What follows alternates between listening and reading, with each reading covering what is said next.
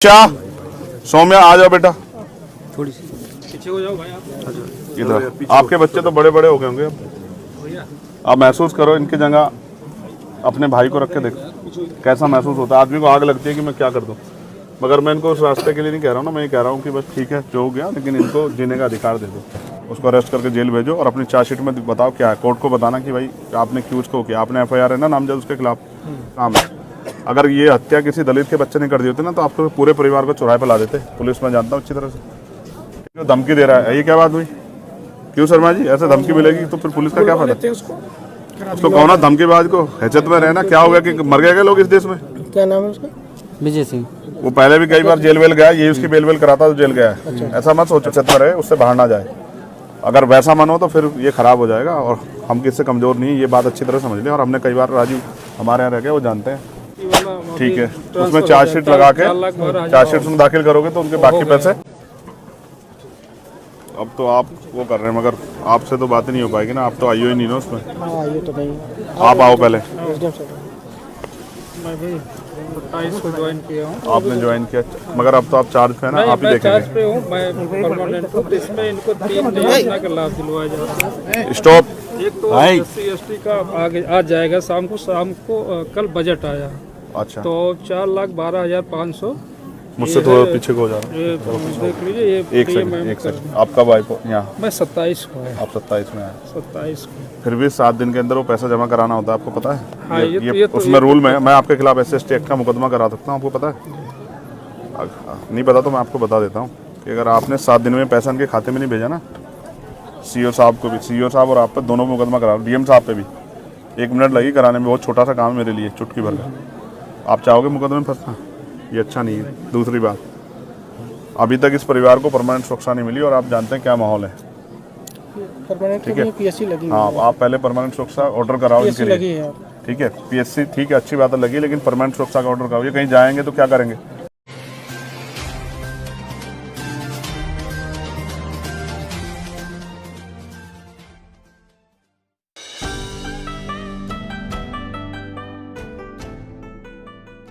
कहाँ जाएंगे? PSC बंद के बैठ जाएंगे, इनके बच्चे क्या स्कूल नहीं जाएंगे क्या?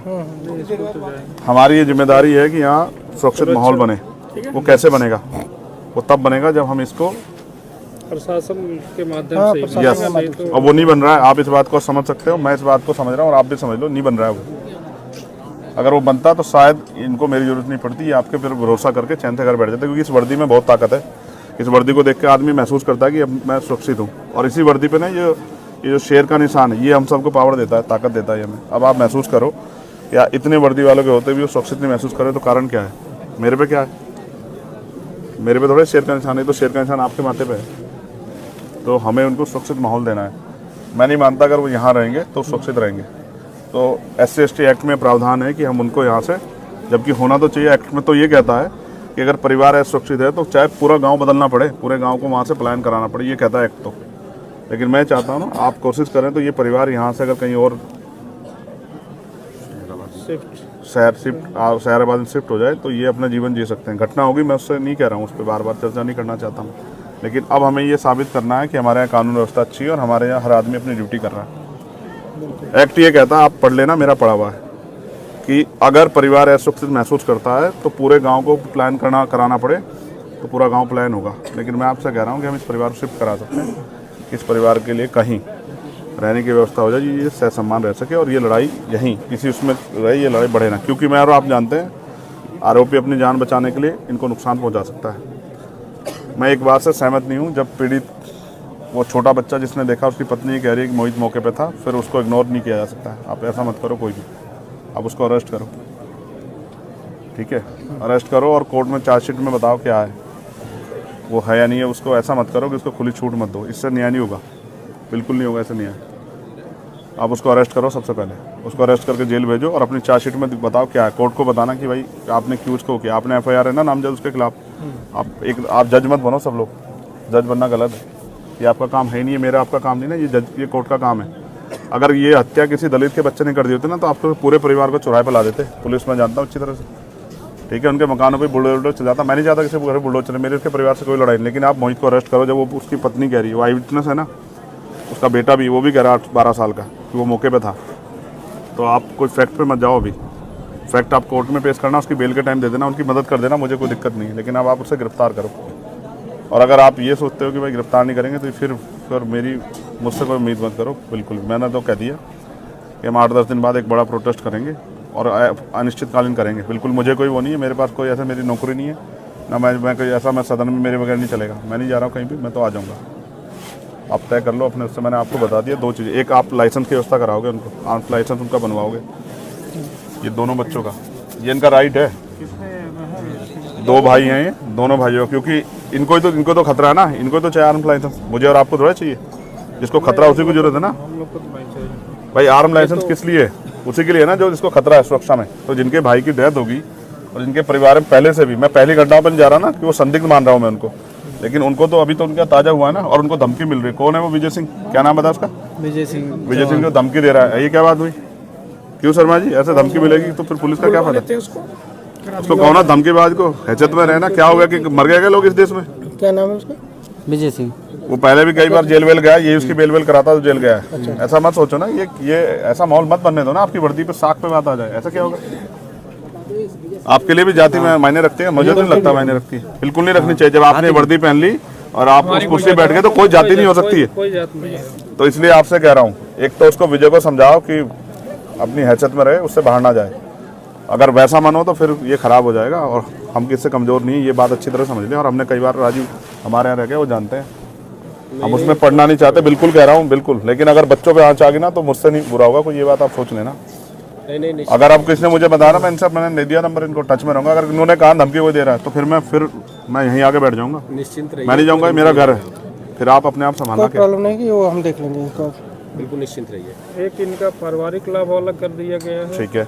एक जो है मुख्यमंत्री बाल सेवा योजना, ठीक है, वो कर दिया गया। वृद्धावस्था पेंशन कर दिया गया। और आप रहने वाले कहाँ के? मैं अम्बेडकर नगर का हूँ। Very good. मैं आपसे रिक्वेस्ट कर रहा हूँ, आपकी कलम में बहुत ताकत है।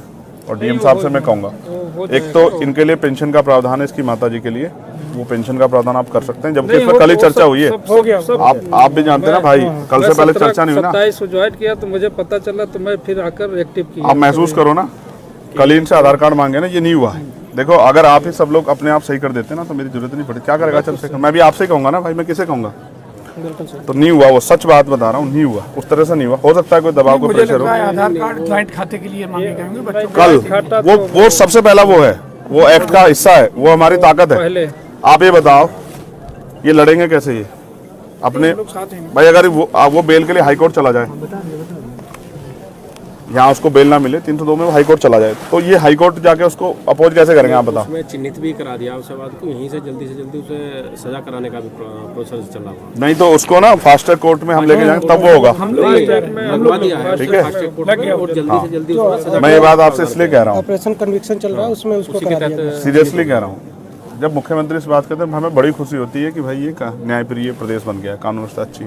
और जब ऐसी घटनाएं होती है और उसमें अधिकारी कर्मचारी का रोल ऐसा होता है ना, तो बहुत अजीब लगता है कि क्या दलितों के लिए, मैं नहीं कह रहा था वो, मगर ये सच है, कहना पड़ेगा, क्या दलितों के लिए कानून अलग है क्या इस देश में? नहीं, वो तो संविधान से ही चलता है। तो संविधान फिर ऐसा कैसे?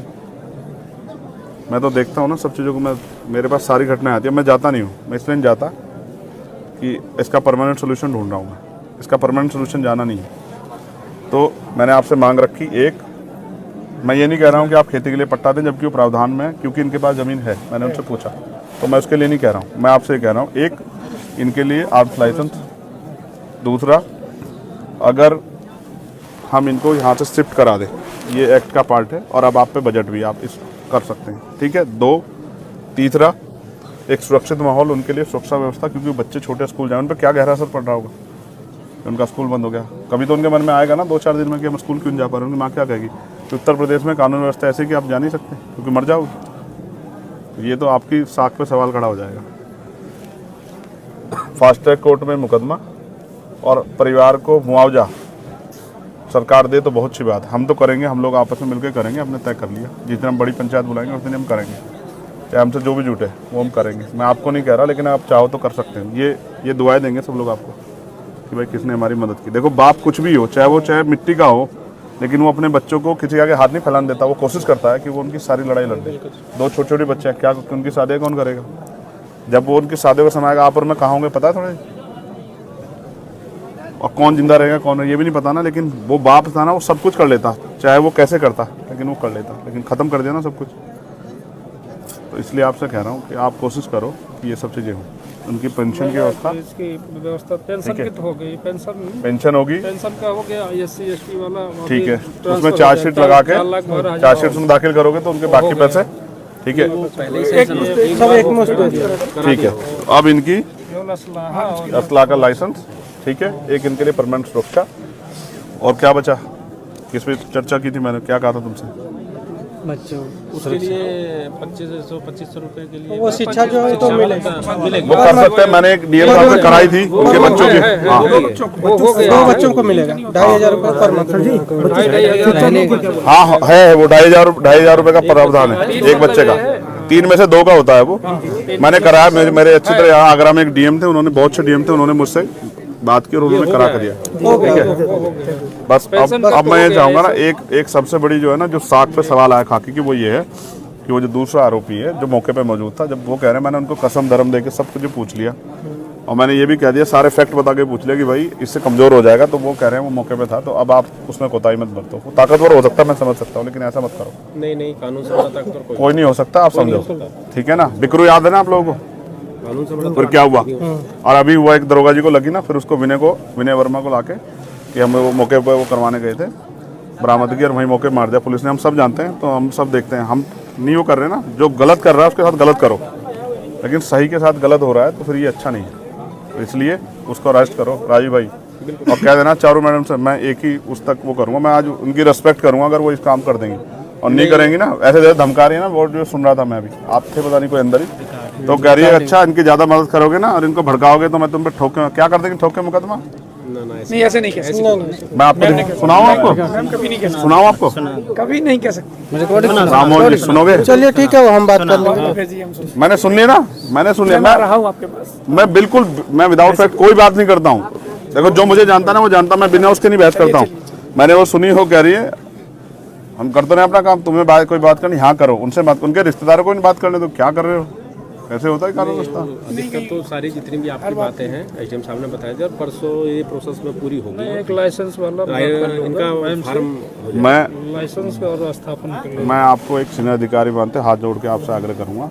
आज तारीख तो है, मेरा आज मैं 11 तारीख को इन्फॉर्मेशन लूँगा और 11 तारीख तक मैं देखूंगा कि आपने कहाँ तक वो बढ़ा दिया। 11 तारीख की शाम को फिर मैं इस पर अपना मत रखूंगा, मैं आपसे बिल्कुल स्पष्ट कह रहा हूँ। उसकी जो फिर मैं हो जाएगा, ठीक है, उससे पहले आप ये समझना कि ये चंद्रशेखर ने आपसे आग्रह किया हाथ जोड़ के कि उसको आप कर दो, ठीक है, लाइसेंस करा दें, हो जाएगा। हो जाएगा। मैंने उनको वचन भी दिया कि आपको आपकी सुरक्षा में कोई कोताही नहीं होगी, इसको आप कह के आज ही करा दो सीओ साहब। बिल्कुल बिल्कुल, ठीक है, हाँ, आचार संहिता लगने से पहले। ये हम कराते हैं। मैं अपने लिए नहीं मांग रहा हूँ ना, देखो आप महसूस करो, मैं तो वो हूँ गोली खा के बैठा हूँ, मैं अपने लिए नहीं कह रहा हूँ।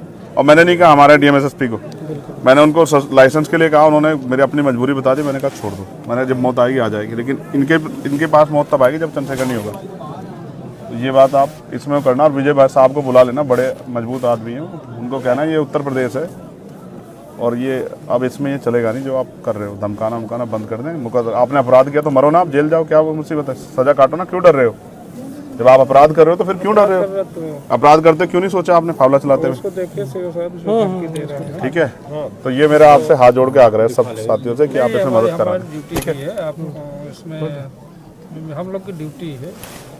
आप उसको जल्दी से मुझे बता दो, आप वो काम करके जो मैंने आपसे उम्मीद की है राजू भाई। आप ये हमारे यहाँ बहुत चर्चित चेहरे थे, मैं इनकी बड़ाई नहीं करता, नहीं कह रहा हूँ, इन अपराधी कांपते थे इनके नाम से, सिंघम कहते थे इनको हमारे यहाँ के पता नहीं क्या हो गया।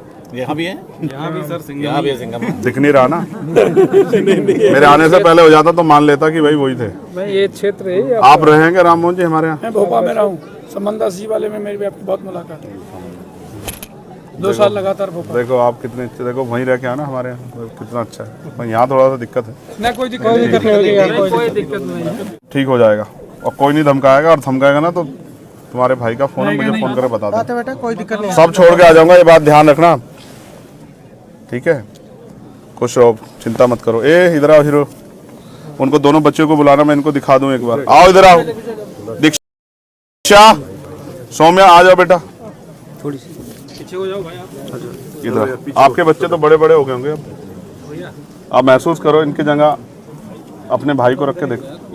कैसा महसूस होता है। आदमी को आग लगती है कि मैं क्या कर दूं, मगर मैं इनको उस रास्ते के लिए नहीं कह रहा हूँ ना, मैं ये कह रहा हूँ कि बस ठीक है जो हो गया, लेकिन इनको जीने का अधिकार दे दो, ये अच्छा है। ठीक है, नमस्ते करो सर को, जाओ खुश रहो। ठीक है, ए गौरव, बहादुर की तरह जीना सीखो। ठीक है, आंख में आंसू नहीं आने चाहिए और माँ को आंसू मत आने देना। ठीक है, चलो सौम्या चलेंगे हैं, खुश हो। हमें लगता है पैर मत छू,